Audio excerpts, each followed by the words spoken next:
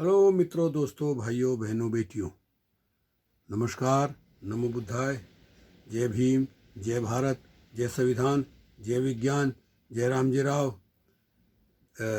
अस्सलाम वालेकुम, सत श्री अकाल, वाहेगुरु जी का खालसा, वाहेगुरु जी की फतेह। भारत में 8 धर्म के लोग रहते हैं। हिंदू, मुस्लिम, सिख, ईसाई, जैन, बौद्ध, पारसी, जैन। तो इसलिए मुझे अलग अलग धर्म के लोगों को इस तरह से संबोधित करना पड़ता है। चलिए, अब शोभा जी के गीत के साथ साथ मेरी भी किताब सन 75 में प्रकाशित हुई थी, चिंतन चिंगारी। ये पुस्तक भी सम्यक प्रकाशन में प्रकाशित हुई और आज तक ये इसी तरह से लोग इसको खरीदकर पढ़कर प्रचार प्रसार करते हैं। मैंने देखा कि लंबी बात हो गई, सन 75 में किताब छपी, अब तो शायद ये स्टॉक में भी नहीं है। लोग कहते हैं मुझसे कि जी आपकी किताब तो मिलती नहीं है। तो मैंने देखा भाई, सम्यक प्रकाशन का काम तो बहुत बढ़ गया है। बड़े बड़े विद्वान, बड़े बड़े अच्छे अच्छे राइटर उसमें लिखने लगे हैं गीत, किताबें, लेख। तो सन 75 की बात है। मुझे उस समय शौक लगा था। मैंने कुछ गीत लिखे और बुद्ध सिंह प्रेमी जी को गुरु बनाया, सुखपाल सिंह पाल जी के कहने पर कि भाई तुमने गुरु नहीं किया कोई। मैंने कहा जी मैंने तो बहुत गुरु किए हैं। सन 60 में जिला मेरठ, तहसील पाकपत में ढिकोली गांव के भरत सिंह, प्रधान स्वतंत्रता सेनानी, उन दिनों 500 रुपये पेंशन मिलती थी उनको। वो हमारे गांव में प्रचार करने आए, आर्य समाजी प्रचारक थे। मेरे पिताजी ने कहा जी मैं भी आप अपने बेटे को आपकी तरह प्रचारक बनाना चाहता हूँ, इसे अपना शिष्य बना लो। बोले ठीक है।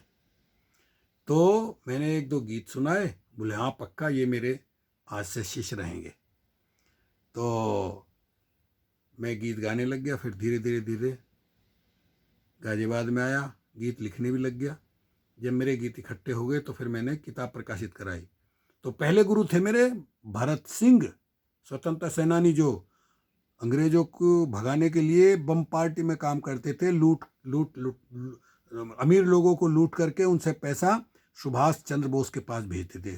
बम पार्टी थी, मुझे बताते थे। दूसरे गुरु, दरअसल मेरे पिताजी को लगा कि सतपाल तो पढ़ने के चक्कर में पड़ गया और मेरे पास तो पैसे हैं नहीं। फिर उन्होंने मुझे देखी सन 63 या 64 में नोएडा, जहाँ नोएडा वहाँ एक गांव है गेजा भंगेल, अब तो शायद वो निर्वाण प्राप्त कर गए होंगे, अंतराम नाम, वो भी एक आर्य समाजी प्रचारक थे। भंगेल गांव में उनको बुलाया और मुझे बुला लिया गांव से और उनका शिष्य बना दिया। 1 महीने में उनके साथ रहा, लेकिन मैं तो उस समय वेजिटेरियन था, शाकाहारी था, और वो सब कुछ खाते थे। तो मैंने सोचा नहीं, ऐसे बात नहीं बनेगी। तो मैंने छोड़ दिया उनको और स्कूल में फिर पढ़ने लग गया। इस तरह 2 गुरु वो हुए। तीसरे बनाइए मैंने सन 75 में दिल्ली शाहदरा के बीच में है शीलमपुर, वहाँ के बुद्ध सिंह प्रेमी, जो थे तो कम पढ़े लिखे, कक्षा 4 पास, लेकिन उन्होंने, प्रकृति ने ऐसा ब्रेन दिया था, ऐसा दिमाग दिया था, राजमिस्त्री थे, बिल्डिंगें बनाते थे, लेकिन वो गीत कविता ऐसी लिखते थे कि जवाब नहीं है। 20-25 किताबें लिखी उन्होंने। तो वो मैंने तीसरे गुरु बनाए थे। तो जब वो गुरु बना लिए तो मैंने कहा जी मेरे गीत अनु के लाओ, मैं छपवा दूंगा उनको। गीत मैंने लिख करके डायरी में दिया। उन्होंने कहा इसका टाइटल बनवा के लाओ, चले जाओ। मोहल्ला नियारियान में रहते थे शांति स्वरूप बोध जी। सन 75 की बात है। मैं उनके घर गया, उनकी पत्नी, उनका एक बेटा, वहाँ मुलाकात हुई और मैंने कहा, तो उन्होंने एक मुझे टाइटल बना के दिया, चिंतन चिंगारी का। कोई पैसे नहीं लिए। मुझसे पूछा क्या करते हो, मैंने कहा जी मैं तो फैक्ट्री में नौकरी करता हूँ। तो ठीक है, कोई बात नहीं। तो ये किताब जो है चिंतन चिंगारी, मेरे ख्याल में अब तक इसके 5-6 संस्करण छप चुके हैं। तो लिखते हैं शांति स्वरूप, इसकी भूमिका लिखी थी सुखपाल सिंह पाल। मैंने बताया बहुत विद्वान आदमी थे, उन्होंने भी किताबें लिखी थी, लेकिन वो बहुत जल्दी चले गए हमारे बीच से। उनकी भी क्षतिपूर्ति आज तक नहीं हुई। बहुत शोषित समाज को बहुत घाटा हुआ, बहुत नुकसान हुआ। लिखते हैं सुखपाल सिंह पाल, जिस प्रकार रात्रि का अवसान हो जाने पर व्यक्ति सो जाता है और सुबह होने पर उठता है, तो वह अपने चित्त को एकाग्र करके कुछ चिंतन करता है। आज की दिनचर्या क्या रहेगी, वह सोचता है कि कौन कौन से लाभकारी कार्य करने हैं और कौन कौन से हानिकारी छोड़ने हैं। यह चिंतन करके पूरे दिन के कार्य की एक रूपरेखा अपने मस्तिष्क में बना लेता है। ठीक उसी प्रकार से आज दलित वर्ग सहस्रों वर्षों की सुप्त अवस्था से जागृत अवस्था में आया है। आज अज्ञान रूपी अंधकार का अवसान, एक ज्ञान रूपी प्रकाश का उदय हुआ है। शोषित समाज के कुछ चिंतनशील महानुभाव चिंतन में लीन है कि दलित समाज का भावी कार्यक्रम क्या होना चाहिए। उन्हीं चिंतनशील व्यक्तियों में नवोदित नवयुवक लेखक उपासक सत्यपाल बौद्ध जी भी हैं। वे युवा पीढ़ी के प्रथम लेखक हैं जिन्होंने अंबेडकरवादी विचारधारा से प्रभावित होकर इस विचारधारा को जन जन तक पहुंचाने का व्रत लिया है। इसी उद्देश्य का समावेश उन्होंने अपनी प्रस्तुत पुस्तक चिंतन चिंगारी में किया है। यद्यपि ये उनका प्रथम प्रयास है, तथापि प्रयास सराहनीय है। यद्यपि उन्होंने अपने गीतों को फिल्मी धुनों पर लिखा है, तथापि उसमें वे अपने चिंतन क्षेत्र से भटके नहीं हैं। नई नई धुनों ने नई विचारधारा के प्रचार प्रसार में सोने में सुगंध का कार्य किया है। इस बात में भी उन्होंने जो सूझबूझ दिखाई है वह भी प्रशंसनीय है, क्योंकि जो व्यक्ति समय की परिस्थिति व मांग के अनुसार नहीं चलते, वे अपने उद्देश्य में असफल हो जाया करते हैं। अपने उक्त कथन की पुष्टि में चिंतन चिंगारी का प्रथम गीत ही उद्धृत करता हूँ। लिखा है उन्होंने, आ बुद्ध शरण में आ, तू शरण बुद्ध की आ, कहीं मिला न मान तुझे, तू मान यहाँ तो पा। कितना उच्च आदर्शवादी विचार है इस गीत में और साथ में सच्चाई भी। तथा कथित अछूतों को बौद्ध जी ने विवश किया है कि वे कुछ चिंतन करें कि उनके कल्याण और सम्मान का रास्ता कौन सा है। इसी प्रकार निम्नलिखित गीत में उन्होंने शोषित समाज को झकझोर कर उसको वास्तविक से अवगत कराया है। ऐ शोषित शेर क्यों करी देर, अब हो जाओ तैयार, तुमको समय रहा पुकार। बौद्ध जी ने अंधविश्वास और अंबेडकर आडंबरों में, सत्यपाल बौद्ध ने अंधविश्वास और आडंबरों में फंसे हुए शोषित पीड़ित लोगों को सावधान करते हुए लिखते हैं, इन पोथी पत्रे वालों के चक्कर में आना ना, इन ग्रह बताने वालों के चक्कर में आना ना। वास्तव में बौद्ध जी इस कथन प्रयास चिंतन चिंगारी में उनकी भावी प्रतिभा की झलक मिलती है। बाबा साहेब डॉक्टर अंबेडकर के अनन्य अनुयायी सत्यपाल बौद्ध जी ने यह पुस्तक जिस उद्देश्य से लिखी है उसकी पूर्ति में वे बहुत सीमा तक सफल रहे हैं। यद्यपि इसका मूल्यांकन पाठकगण पर ही निर्भर करेगा।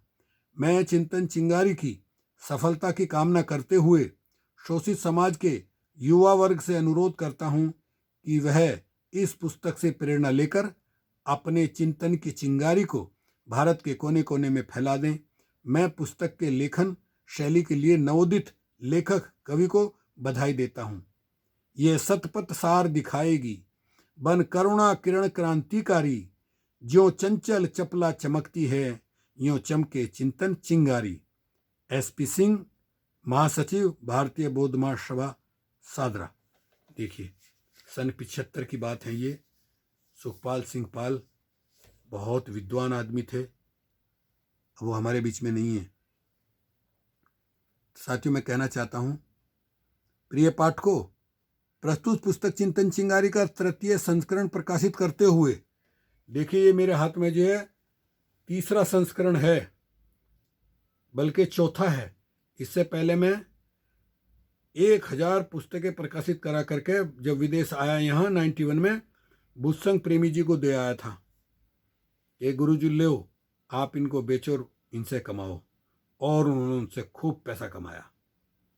मुझे अत्यंत हर्ष है, अनुभव हो रहा है कि द्वितीय संस्करण की सारी प्रतियां कुछ ही दिनों में बिक गई थी, और परम पूज्य बोधिसत्व बाबा साहब डॉक्टर अंबेडकर के पवित्र मिशन से अनुप्राणित पाठकों की ओर से इसकी निरंतर मांग ने मेरा भारी उत्साह बढ़ाया, और इससे अति प्रेरित होकर मैं अपनी इस पुस्तक का तृतीय संस्करण प्रकाशित करने का साहस कर पा रहा हूँ। आशा है कि पाठकगण इसका स्वागत करेंगे और इसकी कमियों के बारे में मुझे अवगत कराएंगे, ताकि अगले संस्करण में कुछ सुधार कर सकूं। मैं अगर भारत में होता तो ये किताब अब तक इसके 10 संस्करण छप गए होते। मैं सर्वप्रथम अपने कवि गुरुवर बुद्धसंघ प्रेमी जी को नमन करता हूँ, जिनकी प्रेरणा से मैंने ये पुस्तक प्रकाशित कराई है। मैं उपासक एसपी सिंह, महासचिव भारतीय बौद्ध महासभा रजिस्टर्ड सादरा, जो उनका भी आभारी हूँ, जिन्होंने चिंतन चिंगारी की भूमिका लिखकर पुस्तक का सार्थक शीर्षक सुझाकर पुस्तक की कीर्ति में 4 चांद लगा दिए। मैंने अपनी इस कृति के प्रथम अंक में अपने नाम के पीछे पहले था, जब मैं स्कूल में पढ़ता था, सतपाल सिंह। बाद में मुझे ज्ञात हुआ तो हमारे बुजुर्ग पूछते थे सहेरा का पेड़, सत्यपाल सहेरा। फिर मेरे प्रेमी जी ने, बुद्धसिंह प्रेमी जी ने तीसरे बार जब किताब छपी, मेरे कहे बिना उसमें लगा दिया सत्यपाल सितम। मैंने कहा ये गलत बात है, तो मैंने बाद में जो है सितम उपनाम का प्रयोग किया था। यह उपनाम अपने कवि गुरु बुद्धसिंह प्रेमी जी की सलाह पर अपनाया था। इसके पहले मेरा उपनाम सत्यपाल सहेरा था। चूंकि अब मैंने बौद्ध धर्म को अंतिम रूप से अपना लिया है और मेरा अपना नाम जीवन इसी धर्म के प्रचार प्रसार में समर्पित कर दिया है, इसलिए अब मैं अपने नाम के साथ बौद्ध यानी सत्यपाल बौद्ध उपनाम का प्रयोग कर रहा हूँ, जो कि अधिक सार्थक है। इस परिवर्तन के लिए पाठकों से क्षमा चाहता हूँ। जब मैं भारत में तब कहा कोई मुझे सीतम जी कहता, कोई सहेरा जी कहता, कोई बौद्ध जी कहता, लोग भ्रमित होते थे। तो मैं अब आखिर में सत्यपाल बौद्ध ही लिखता हूँ। तो साथियों, अब हम इसका एक गीत आपको सुनाएंगे अगली वीडियो में। ओके, शुक्रिया, धन्यवाद।